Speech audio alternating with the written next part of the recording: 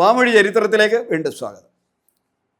ഇവിടെ നമ്മൾ ഈ കേരളത്തിലെ നികുതിയെക്കുറിച്ച്, പ്രാചീന കാലത്തെ നികുതിയെക്കുറിച്ച് നമുക്ക് ഒരുപാട് ആക്ഷേപങ്ങളുണ്ട്. ആക്ഷേപങ്ങൾ എന്ന് പറയുമ്പോൾ പലപ്പോഴും പല നികുതിയുടെ പേരൊക്കെ നമുക്ക് ചിരി വരും, മറ്റു ചിലയിടത്ത് നമുക്ക് സങ്കടം വരും. കാര്യം അത്ര കണ്ട ആളുകളെ പിഴിഞ്ഞെടുക്കുന്ന രീതിയിലായിരുന്നു നികുതി. മറ്റിടത്ത് ചിലയിടത്ത് ഈ പറഞ്ഞ പോലെ നമ്മൾ പൊട്ടി ചിരിക്കുന്ന രീതിയിലും ഉള്ള നികുതിയും നികുതി പേരുകളുമൊക്കെ നിലനിന്നിരുന്നു. അതായത് ഈ മാർത്താണ്ഡവർമ്മയ്ക്ക് മുമ്പ് ഒരുതരം ഫ്യൂഡൽ വ്യവസ്ഥയായിരുന്നു ഇവിടെ നിലനിന്നിരുന്നത്. ഫ്യൂഡൽ പ്രഭുക്കന്മാർക്ക് സാധാരണക്കാരായ കർഷകരും കർഷക തൊഴിലാളികളും കൂലിവേലക്കാരും കൊടുക്കേണ്ട നികുതിയെ സംബന്ധിച്ച് വളരെ രസകരമായ ചില പ്രയോഗങ്ങളുണ്ട്.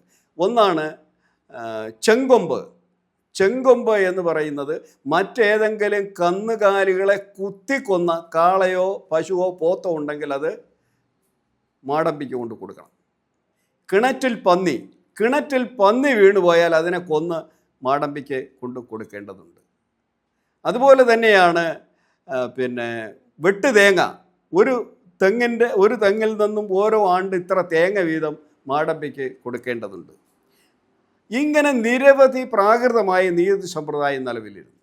എന്നാൽ മാർത്താണ്ഡവർമ്മ അധികാരത്തിൽ വരികയും ഈ മാടമ്പിമാരെ ഒതുക്കുകയും ഏക ഛത്രാധിപത്യത്തിന് കീഴിലുള്ള ഭരണം ആരംഭിക്കുകയും ഭരണം കേന്ദ്രീകൃതമാകുകയും ചെയ്തതോടുകൂടി ഒരു സ്ഥിരം പട്ടാളം തിരുവിതാംകൂറിനുണ്ടാവുകയും ആ ചെലവ് വഹിക്കുന്നതിന് വേണ്ടി ക്രോഡീകൃതമായ ചില നികുതികൾ നടപ്പിലാക്കുകയും ചെയ്തു.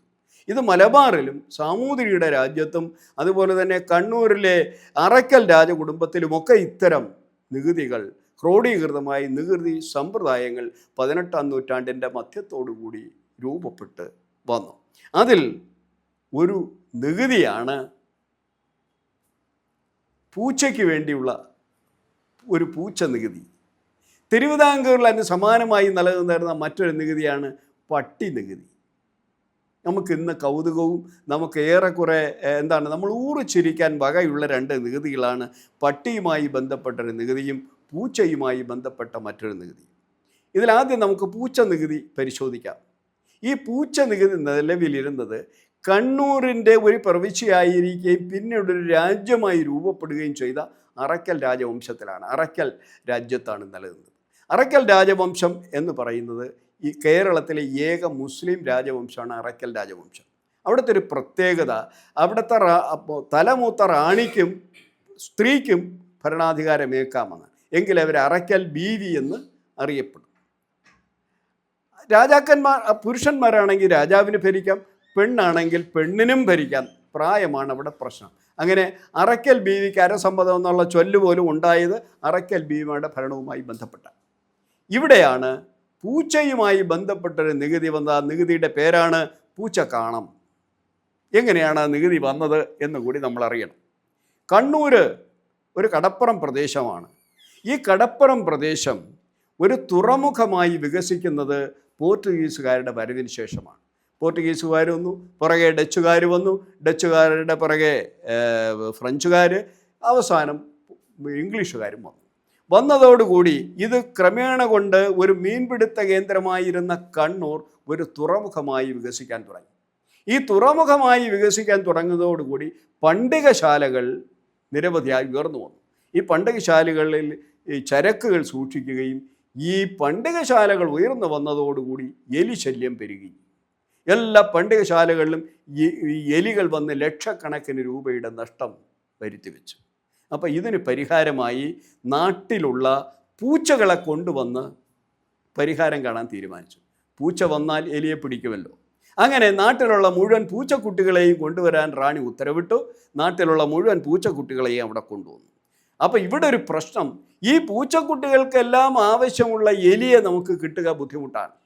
എലിയെ സുലഭമായി കിട്ടുകയും അത്ര എളുപ്പത്തിൽ കിട്ടുകയും ഇല്ല. അതുകൊണ്ട് അന്ന് മീൻ പിടിക്കാൻ പോകുന്ന എല്ലാ മുക്കുവരും ഓരോ മീൻ വീതം കൊണ്ടുവന്ന് കൗണ്ടറിൽ ഏൽപ്പിക്കുന്നതിന് വേണ്ടി അവിടെ ഒരു കൗണ്ടർ ആരംഭിച്ചു. അപ്പോൾ മുക്കുവർ വള്ളവും കൊണ്ട് പോകുന്നു, മീൻ പിടിക്കുന്നു, ഒരു മീൻ തിരിച്ചേൽപ്പിക്കുന്നു, പോകുന്നു. പക്ഷേ ഇവിടെ ഒരു പ്രശ്നം വന്നത് എന്താണെന്ന് ചോദിച്ചാൽ, ഏത് മീനാണെന്നോ മീനിൻ്റെ വലിപ്പമോ പറയാത്തത് കൊണ്ട് നെത്തോലി പോലെയുള്ള ചെറിയ മീനിനെയൊക്കെ കൊടുത്തിട്ട് ഓരോരുത്തരും കണക്കൊപ്പിച്ചിട്ട് രക്ഷപ്പെടും. ഇത് പൂച്ചയ്ക്ക് കൊടുക്കാൻ തികയാതെ വന്നു, വലിയ പ്രശ്നമായപ്പോൾ റാണി ഉത്തരവിട്ടു, കൃത്യമായി പണം കൊടുക്കുവാൻ ഉത്തരവിട്ടു. ഓരോ വള്ളക്കാരനും ഇത്ര പണം വീണം കൗണ്ടറിൽ കൊടുക്കണം. എന്തിനാണ്? പൂച്ചയ്ക്ക് ഭക്ഷണം കൊടുക്കാൻ. അങ്ങനെ ആ പൂച്ചയ്ക്ക് വേണ്ടി ഉണ്ടാക്കിയ ആ ഒരു നികുതിയുടെ പേരാണ് പൂച്ചക്കാണം. ഇത് ചരിത്രത്തിൽ വളരെ കൗതുകകരമായ ഒരു ഒരു ഒരു ഒരു സംഭവമായി ചരിത്രം രേഖപ്പെടുത്തിയിട്ടുണ്ട്. ഇതിന് സമാനമായി തിരുവിതാംകൂർ നിലനിന്നിരുന്ന മറ്റൊരു നികുതിയാണ് പട്ടിവാരം. അപ്പോൾ നമുക്ക് കേട്ട ഉടനെ തോന്നും പട്ടിയെ വളർത്തുന്നവന് കൊടുക്കുന്ന നികുതിയാണ്, കൊടുക്കേണ്ടുന്ന നികുതിയാണ്, അല്ലെങ്കിൽ പട്ടി വാങ്ങുന്നവനും വിൽക്കുന്നവനും കൊടുക്കേണ്ടുന്ന നികുതിയാണ്. അല്ല, പട്ടി എന്നിവിടെ ഉദ്ദേശിക്കുന്നത് നായ് എന്ന നാൽക്കാലിയെ അല്ല, എല്ലാ നാൽക്കാലികളെയും പട്ടി എന്നാണ് പ്രാചീന കാലത്ത് വിളിച്ചിരുന്നത്. കാരണം പടിഞ്ഞിരിക്കുന്നത് നാൽക്കാലികളാണ്. നാൽക്കാലികൾ പടിഞ്ഞാണിരിക്കുക, 4 കാലും മടക്കി പടിഞ്ഞാണിരിക്കുന്നത്. അതുകൊണ്ട് അതിന് പട്ടി എന്ന് പറയാറുണ്ട്. നമ്മളിപ്പോൾ പടിഞ്ഞാറ് എന്ന് പറയുന്ന ദേശം നമുക്കറിയാം, കിഴക്കൻ ഓപ്പോസിറ്റാണ് പടിഞ്ഞാറ്. സൂര്യൻ പടിക്കുന്ന, അതായത് ഞായർ പഠിക്കുന്ന സ്ഥലമാണ് പടിഞ്ഞായറ്. പടിഞ്ഞായറാണ് പടിഞ്ഞാറായി മാറിയത്. പഠിക്കുക എന്ന് പറഞ്ഞാൽ പതിഞ്ഞിരിക്കുക എന്നാണ് അർത്ഥം. അങ്ങനെ മൃഗങ്ങൾ പതിഞ്ഞിരിക്കുന്നതിനാണ് പട്ടി എന്ന് എല്ലാ മൃഗങ്ങളെയും വിളിക്കാറുണ്ട്. അതിലൊന്നാണ് പശു. പശുവും ആടും, ഇത് രണ്ടും അറിയപ്പെടുന്ന പട്ടി എന്നാണ്. അങ്ങനെ ഈ പശുവിനെയും ആടിനെയും വളർത്തുന്നതിന് വേണ്ടി തൊഴുത്ത് കെട്ടാറുണ്ട്. ഈ തൊഴുത്തിന് ഈടാക്കിയിരുന്ന നികുതിയാണ് പട്ടിവാരം. അപ്പോൾ ഈ പട്ടി എന്ന് പറഞ്ഞാൽ ഇവിടെ പശുവോ ആടോ ആണ് നമ്മൾ അർത്ഥമാക്കുന്നത്. ഈ പട്ടിക്കും ആടിനും കഴിയുന്നതിന് വേണ്ടി കെട്ടി ഉയർത്തുന്ന തൊഴുത്തുകൾ അഥവാ എരുത്തിലുകൾക്ക് ഏർപ്പെടുത്തിയിരുന്ന നികുതിയുടെ പേരാണ് പട്ടിവാരം. ഇത് തിരുവിതാംകൂറിലാണ്. അങ്ങനെ പൂച്ചക്കാണം മലബാറിലും പട്ടിവാരം തിരുവിതാംകൂറിലും നിലനിന്ന ചരിത്ര രേഖകൾ ഇന്നും നമുക്ക് മതിലകൻ രേഖകളിൽ ലഭ്യമാണ്.